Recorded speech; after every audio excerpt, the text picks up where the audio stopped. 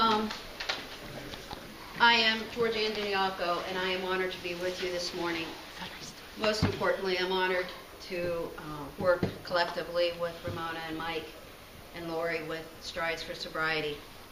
The journey that I've worked, I've been blessed to be able to work with Dublin City Schools for a number of years. And my purpose and my passion get stronger every year. And allow me to share with you a couple of things.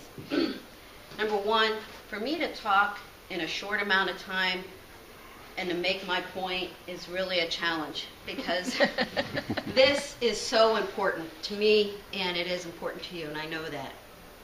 When we talk about alcoholism or chemical dependency, I can't thank Ramona and Mike enough for placing a face to what we know is a reality. When we talk about chemical dependency, alcoholism, drug addiction, whatever we want to call it, I know there's people in this room that are affected by this, but perhaps you've never shared it. And so to have Ramona and Mike come to us today to be able to share about their life journey is purposeful and meaningful. The statistics, I was asked to be able to share with you what we know about what's going on here in Dublin. And I looked at my little time and I thought, really? I can do that. I can do that. But what I also know, I know because of the journey that I've traveled, is that there are young people in your life. You may go home to somebody, you may live with somebody, it may be your neighbor, maybe your parents, it may be you that are affected by this devastating disease of alcoholism or chemical dependency. And so when Ramona is willing to stand up before us and share her story, and when Mike is willing to stand up here and share their story, it makes it real. It makes it real. I can stand here and say 1 out of 4 of us in this room are affected by alcoholism or chemical dependency. I can share those stats because I know that to be true. But I also can share with you that the other facts that we know that are true. I can share with you that here in Dublin, we do a survey, thank goodness, originally through the Safe and Drug-Free Schools Title IV dollars and our partnership with the Dublin A.M Coalition. We have been provided statistics that can actually put numbers to young people who choose to use. And I can share with you the percentages of the young people who choose to use. I can do that. And some people will say, when you take a look, people are always asking me, so what's really going on out there? So the stats that I have before you in this short amount of time that I have, I can tell you that in 2011, these are the statistics that we have from 2011. I can tell you that 33% of our graduating seniors reported that they drank monthly or more often. The reason why I put that stat, if you ever read anything in the newspaper or online, you're like, a newspaper, what's that? You get it, some people get it. And I'll tell you about it later, okay?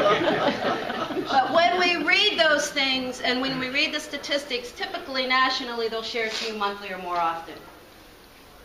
The survey is called Monitoring the Future, and it's conducted by that school up north. That's still in the NCAA tournament. Or not. I apparently haven't let that go yet. Okay? So 33% of our graduating seniors are drinking alcohol monthly or more often. We do grades 8, 10, and 12. The other stat that most young people or adults typically ask me, so what's going on with weed? What's going on with pot? Those of us that are older back in the day that used to be called reefer. Don't say that word. Kids are like, they don't know what that is. Weed, marijuana, pot, call it that. We're in a challenging time when it comes to marijuana because of what's happening nationally. That's a whole other talk. Invite me and I'll talk about that one later on. But when you take a look at the statistics, graduating seniors, about 23%. The other question that young adults always want to know is, do we have heroin here in Dublin? Absolutely. Absolutely. And we'd be, it's devastating to think that we can neglect that this is an issue right here in our family, in our Dublin family. And prescription drug use. I can report to you 6% of our graduating seniors. Now, people will say, really, that's great, only 6%. You know what? I put numbers to that.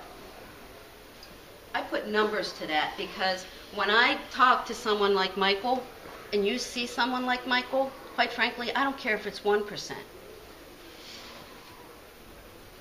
Because we have young kids, and Michael said it, and he said it best. We have young kids who are dying as a result of the use that's happening. Within the last 9 months, right here in Dublin, we've lost 3 people. 3 young people to this vicious, devastating disease. We can't have that. We really cannot continue to have that. So when Ramona and Lori came to me, and I said, absolutely. Because one of the things that I witnessed, just like Michael shared, is that young kids and families are willing to say, you know what, we do have a problem. What can we do about it? And they get to the step of when they're ready to go through treatment, and then the resources are gone.